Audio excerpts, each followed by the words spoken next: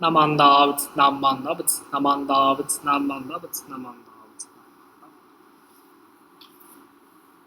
Hello, my name is Yoshimichi Ouchi. I am a resident Buddhist minister of Toronto Buddhist Church.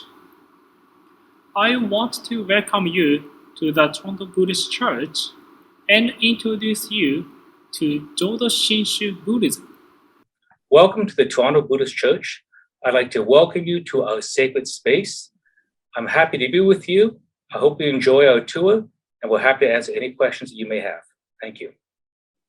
This structure was built in 2005 by the Toronto-based architectural firm Murayama and Tashima. Locally, Murayama and Tashima are known for designing the Canadian War Museum, the Aga Khan Museum, the Ontario Science Centre, and the original Japanese-Canadian Cultural Centre. And internationally, they designed museums in Dubai, Kuwait, Qatar, and Saudi Arabia. The building of the temple commemorates the 100th anniversary of the arrival of the first Buddhist minister to Canada in 1905 and incorporates design elements that are expressive of both Japanese elements and a Canadian context, which is a relatively new country. So they blended both traditional and contemporary considerations into a blended design. The exterior represents a more contemporary design, for example, the flat roof. It was important to create a welcoming yet calm, serene feeling when one enters the temple, one that is conducive to the transformation one can experience when one enters from the outside materialistic world into the temple, which is an atmosphere of quiet contemplation and reflection. The double-height ceilings in the main hall add to this feeling of transition. It's open, aesthetically pleasing, yet warm, intimate, and is intended to help convey a transition of coming from the outside to the inside world. The high, relatively small windows in the building were deliberate to encourage an inward focus and to create a serene atmosphere. And there are some material design considerations used to convey this sense of warmth and intimacy. There is a liberal use of wood, as in the traditional Japanese building or temple, and you'll see this in the hondo or main hall in a few moments. The use of wood also conveys a connection to nature, which also provides some warmth to the interior surroundings. The use of concrete, which can be seen as austere by some, is also modern and simple. It's an unpretentious material that conveys humbleness. And now let's enter the main hall or hondo. The hondo is the main hall of the temple where services take place. When we enter this room, we bow to be mindful that we are entering a place of peace and respect. We try to leave our troubles outside and enter this room in a state of reflection and readiness to hear the teachings or Dharma. The Nijin is the altar where objects of reverence are placed and where Buddhist ministers officiate during services. There are many sacred objects in the Nijin. Each object and image has specific purpose and meaning. The Jodo Shinshu shrine is dedicated to Amida Buddha, the Buddha of infinite wisdom and unbounded compassion. An image of the Amida Buddha is housed in the central shrine in the form of either a statue or a picture scroll. There is also a picture scroll of Shinran Shonin, the founder of Jodo Shinshu. You can also see images of the 7 masters that Shinran Shonin revered. There is also a large table called the Meijoko. It is ornately carved and decorated with animals and flower patterns. Arrangements of candles, incense, and flowers are placed on the Meijoko. Candlelight represents the wisdom of the Buddha, which eliminates the ignorance of human beings. Flowers signify impermanence. They are a reminder of the fleeting existence of human life, and incense is traditionally associated with purification. Finally, there is a large incense burner called the Koro, resting in front of the Nijin. There are 2 dragons placed like handles on the sides of the Koro. The dragon on the left has its mouth closed, signifying death, and the dragon on the right has its mouth open, signifying birth. Thus we are encouraged to be mindful of birth and death as we approach the Buddha and the Dharma, and this is where we offer incense or oshoku. The Nijin is obviously a focal point inside, but what is interesting is that it was positioned, along with the upper windows, so as to provide maximum light on the Nijin at about 11 o'clock, the time of the start of service. Finally, there is the calling bell or kancho, which is struck at the beginning of the service. We can think of it as Amida Buddha calling us to come and hear the teachings or the Dharma. Listening to each sound of the bell as it disappears helps us to become reflective and ready to listen.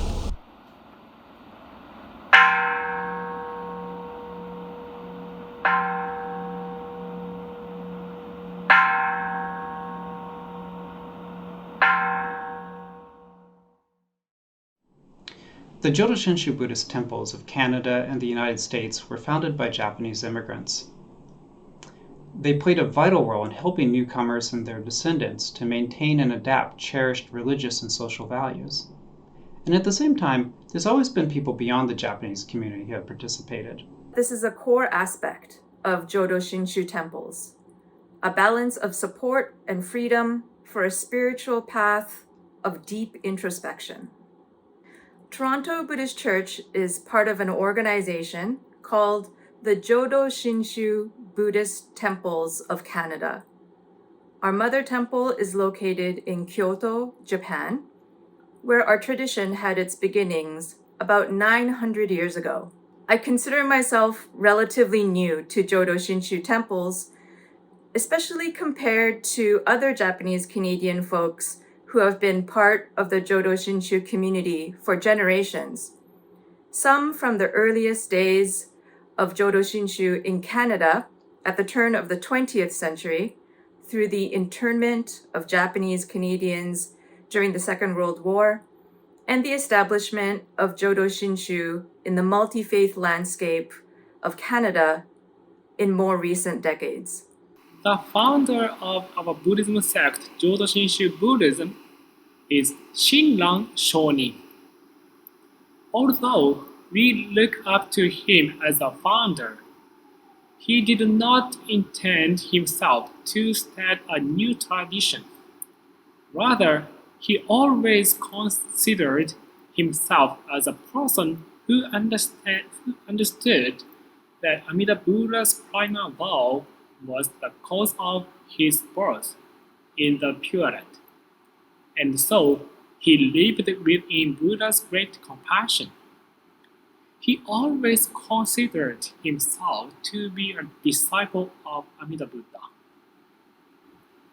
Jodo Shinshu means the true teaching of the Pure Land Buddhism. The Pure Land teaching makes us aware that although we are imperfect beings, we are all embraced by Amida's great compassion and wisdom. This enables us to live in the present with confidence and peace of mind, and assures us that we will be born in the Pure Land where we will attain awakening. When I explain about Jodo Shinshu teaching, I usually talk about Amida Buddha's great wisdom and compassion with Nembutsu. Nembutsu is to recite Amida Buddha's name, Namo Amida Butsu. Amida Buddha's great wisdom guides our thought to the Nembutsu path, and Amida's great compassion let us know that Amida Buddha accepts us just as we are.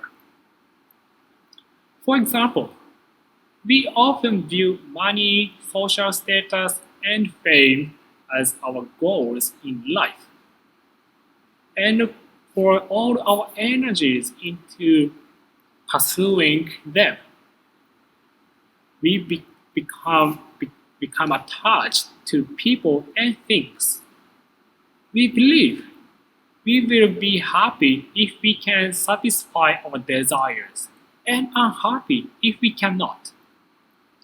Of course, we sometimes have to use our energy to make our life happy.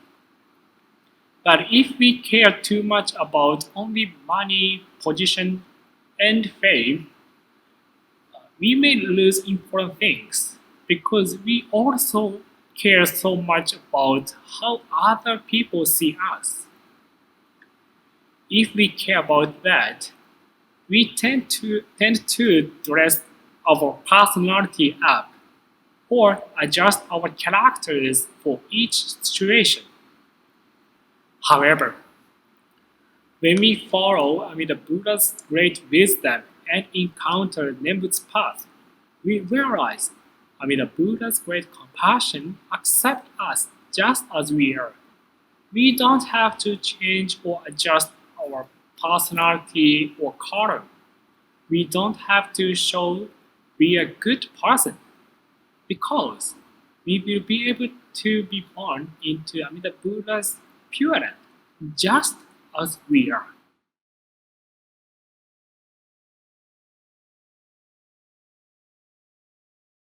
Well, my name is Sid Aikido, and I've been connected with Buddhism since I was a child. My name is Joanne Yuasa. I'm one of the minister's assistants at this temple.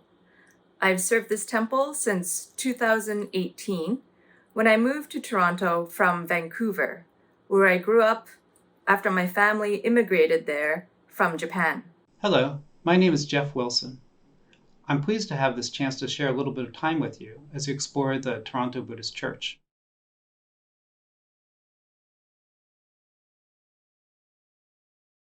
I've been connected with Buddhism since I was a child, 9 years old, when our father suddenly died and attached me in the internment camp and left my mother pregnant with her seventh child. Pregnant with her seventh child.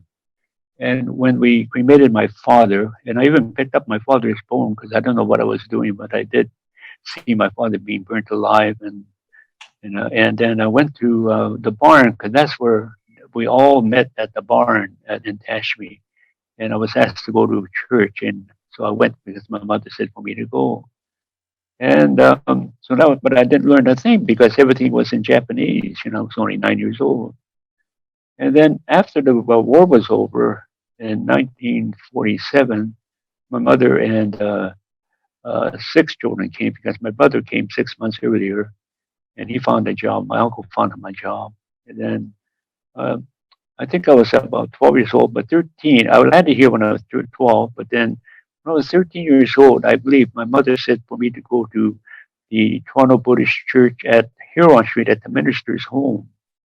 And I took a streetcar from Cabbagetown, which I lived down Sackville and Queen, and went to the Huron Street and attended service. And I just couldn't wait to get out of there because everything was in Japanese, and I only did that just to satisfy my mother. So in 1960, I got married in the Buddhist church, and it meant a lot to me because to have and I'm a very loyal person, so I really the commitment I made to my wife and to the church, and so that's where I got involved. And then what happened was that our son David took up Boy Scouts when he was 8 years old, so that'll be about 1970, and I became an Akela. And then it taught me a lot about Boy Scouts, And then since I'm a very loyal person, I stayed on the board and I became chairman of the board, and I did what I could do, what was best for the church and for the Japanese community and for the church. At that time, we didn't need to do outreach at that time because it was not in our mind. Our job was to run the church just like what they were doing. But it wasn't until 1998 when I was president of the culture center and we bought a new place, and I was 65 years old in 1998. And I says that, one of the most important things is to get a young sensei to take over the presidency of JCCC because we got everything in place to build a new center. And then I will do the outreach. And that's what the outreach did. It opened the door for the culture center, but also opened the door for the Buddhist church. So even though there was a temple in Vancouver when I was growing up, my family, like so many others in our current, mostly secular society, were not part of this faith community. I was always very interested in religion, though. I continue to be moved by the variety of ways people have relationships with the transcendent. As a teenager, I read quite a bit about Buddhism, but its practice seemed too difficult for me. I'd read about it, find myself deeply resonating with its teachings, but I would almost give up because I thought it was too hard to do Buddhist things or to be a Buddhist. In my early 20s, I was struck by a pretty severe case of depression and what turned out to be diagnosed as social anxiety disorder. After a number of years of disassociating from friends and even family, I started seeing a therapist. She picked up on my interest in Buddhism, and she suggested I visit the temple in the neighborhood I was living in Vancouver, which happened to be a Jodo Shinshu Buddhist temple. I knew nothing about Jodo Shinshu Buddhism when I first started going to temple, despite our common Japanese background. But the community was kind and generous, giving me a lot of support, but also a lot of space to explore Jodo Shinshu and Buddhism so that I could find meaning in it for myself. I grew up as a religious minority in the Unitarian Universalist Church, which is non-Christian but fairly common in that part of the country. Unitarian Universalism teaches the value of all people and all sincere religious paths. And I was exposed to Buddhism, among other faiths, in Unitarian Universalist Sunday School. When I went to university, I focused on scientific advancement as a way to help the world overcome our many challenges. But I grew disenchanted with the amoral culture of industrial science. I sought deeper answers about meaning and why humans are so hurtful to one another and to the planet. A close Buddhist friend shared Buddhist books with me, and I took Buddhist classes. Eventually, I joined a Buddhist student group. I found that the Buddhist analysis helped to deepen my understanding of the way in which the world operates. After university, I lived in New York City, and I attended many different Buddhist temples and groups. But I found that my ego was too strong for me to make any genuine spiritual progress. When I succeeded at meditating silently, I became self-congratulatory. When I mastered some complex philosophical concept, I became smug and superior. When I managed to practice the precepts and renunciation better than others, then I ended up looking down on them. It was all a big ego-building project, disguised as piety. I found the solutions to this conundrum at the New York Buddhist Church. The teachings of Shinran, the founder of Jodo Shinshu, helped me to move from a focus on my own egotistic, self-powered practice. They nudged me towards a perspective that focuses on and appreciates the way in which my life and my spiritual journey are enabled by those around me, and by the deep source of wisdom and compassion that we call Amida Buddha. Furthermore, the humble, very ordinary, welcoming, non-self-righteous people, and the focus on the community over individual enlightenment, which I found at Jodo Shinshu temples, these really provided me with role models and the sort of support that I needed. I took my interest in religion and its impact on the world with me back to school, and I completed a doctorate in religious studies with a research focus on Buddhism's adaptation in North America. When I graduated 14 years ago, I took a job at Renison University College in Waterloo, Ontario. Thus, I immigrated to Canada and began a new phase in my life. I studied ethnic and world religions in the university in Japan. After graduating from university, I continued studying the teaching of the Buddha and Jodo Shinshu Buddhism. Then I came to Canada as a Jodo Shinshu Buddhist minister in 2016.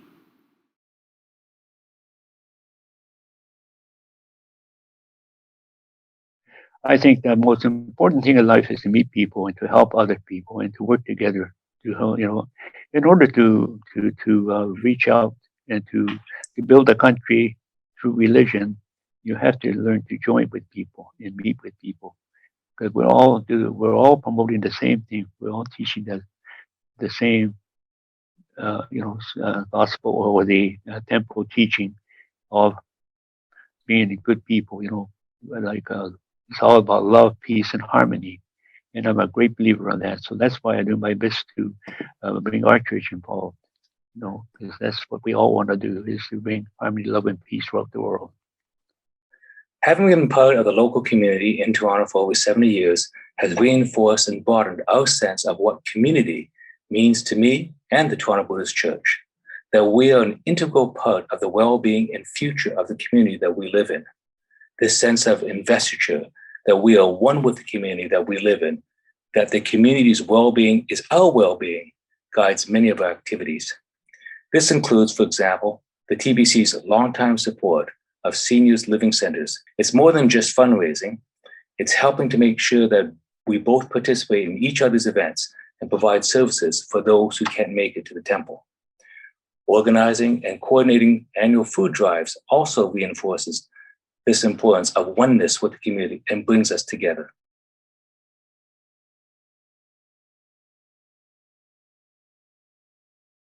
Oh, it's so important, because with the Japanese people, and the Japanese community, there is no one in there that would ever reach out to join with other groups, because they're too busy running their own facility.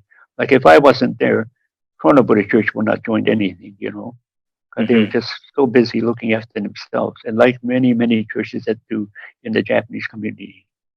So lucky for me, I was the letter that came from Father Lombardi came to the center, and I was special ambassador, and and that's what opened the door. And what was so good about it is that we had this Parliament of World Religion conference come to Toronto in 2018, and that brought in over 8,500 people, religious people and followers from around the world.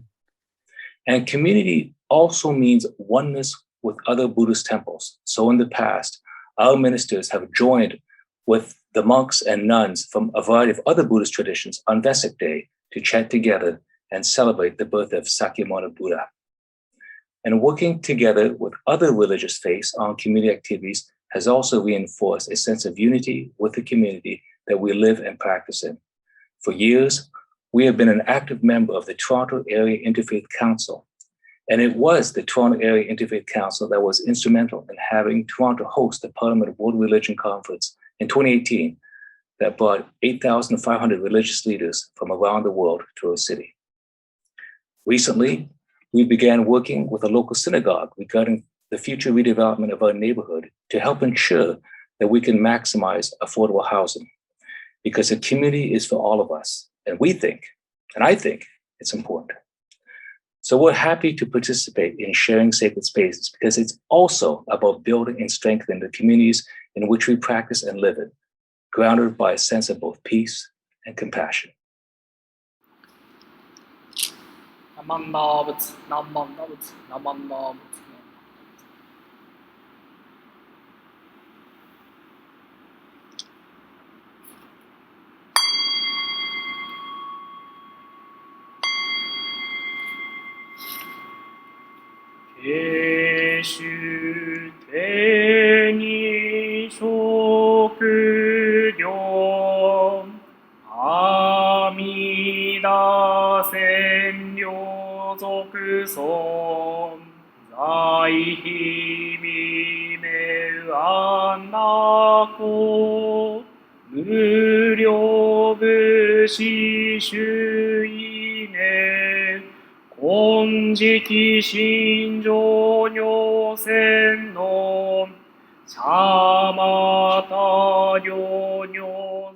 want to say thank you very much for listening and for being part of this project, which allows us to learn about each other's congregations and to support one another. Namo Amida Butsu. I'm very pleased to be able to share my own spiritual path to Jodo Shinshu Buddhism, and grateful for this opportunity to represent the Toronto Buddhist Church. I invite you to visit it as a spiritual space that you might find meaningful on your own path of spiritual exploration. Thank you for visiting. Namo Amida Butsu. Namo Amida Butsu. Arigato, and thank you for listening. Thank you for watching. I hope I will see you at the Toronto Buddhist Church and recite Nembutsu, Namo Amida Butsu together. Thank you. Namanda Butsu, Namanda Butsu, Namanda Butsu, Namanda. 習得経験予告少佐利悪徳寺